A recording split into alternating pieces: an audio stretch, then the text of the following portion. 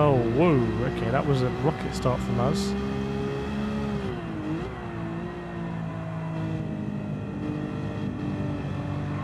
My first ever race at Deep Forest Raceway. And what is happening? Why are we so far ahead right now?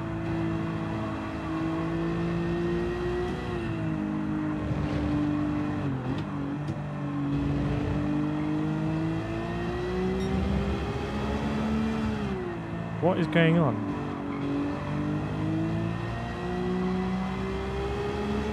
It must be the livery. It must be the Wang,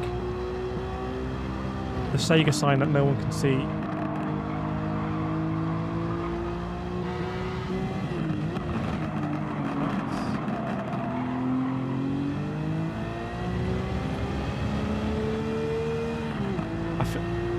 Yeah. So I did a stream a few months ago with Rory Alexander, who's another G-Sport YouTuber. We do iRacing together with often. And I remember saying to, it was at Suzuka, I can't remember when that was, but I remember saying to Rory, you know, Rory, I feel like we're in a really lucky space in GT Sport because, you know, as YouTubers, we can jump on pretty much whenever we want, and we can race top split, and we race against each other, and we race against really fast drivers and great names. And that's really lucky because, you know, I think we might look back at this and think, wow, that was such a nice place to be. You know, whenever we wanted, we could jump on, race the top split, the top drivers. For us, it's great for content. The viewers love it as well because we're all racing together. And Rory said, yeah, but it'll just be the same in GT7. And I remember saying to Rory, I just don't know if it's going to be the same in GT7. It could be completely different. Like, it doesn't work this way in Forza.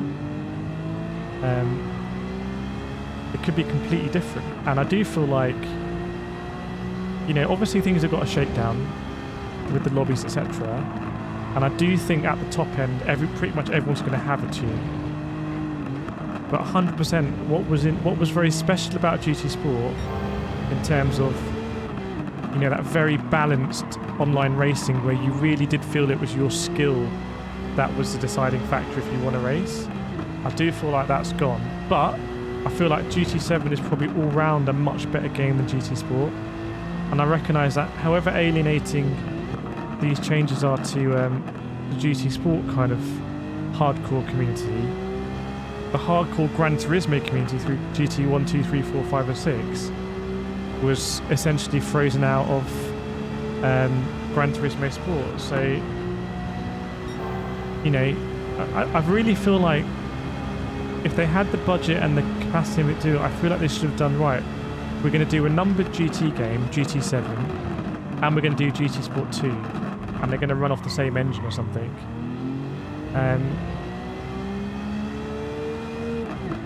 Because I'll be honest, I don't feel like GT7 really needs... It doesn't need... I don't think it needs a massive ranked multiplayer lobby system. I'm not sure that's where the core fun is. I don't know. I'd be having more fun right now if I was doing a single player championship race like we did at Largo Maggiore. We're trying to upgrade the car and change things.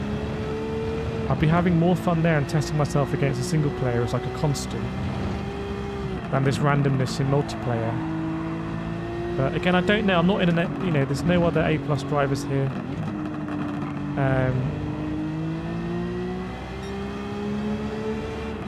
But it's definitely different, and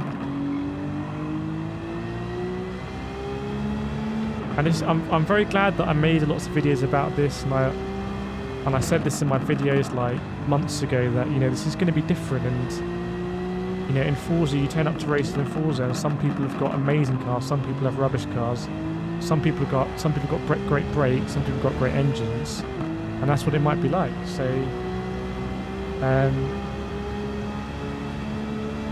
you know, I'm going to be racing in leagues with my karting teammates again, hopefully racing against Super GT and Roswald and Nathan and Trevito and all those drivers, and that's going to be a great tuning league because it's going to be with teammates and we'll work on our tunes together and we'll stick with the same car throughout the season. But I think they possibly need to kind of square the daily races, which are basically weekly races, where you change car all the time with tuning. I don't know. I think possibly one way that it would really make sense is if in each daily race each week, you could genuinely choose like your favourite car from that class, and it could be competitive. And if you can get a real affinity with cars.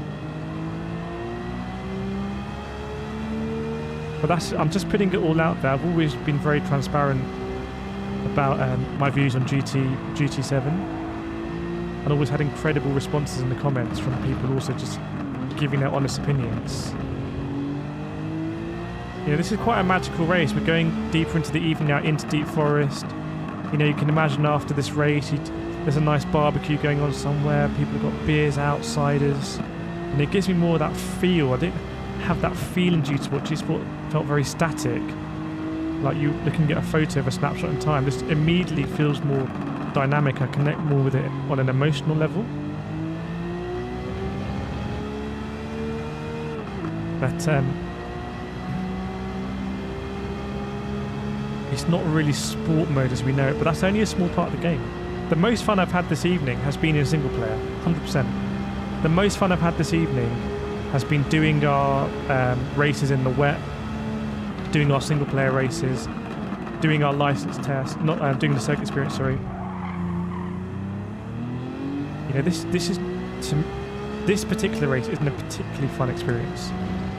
The qualifying was actually more fun than this.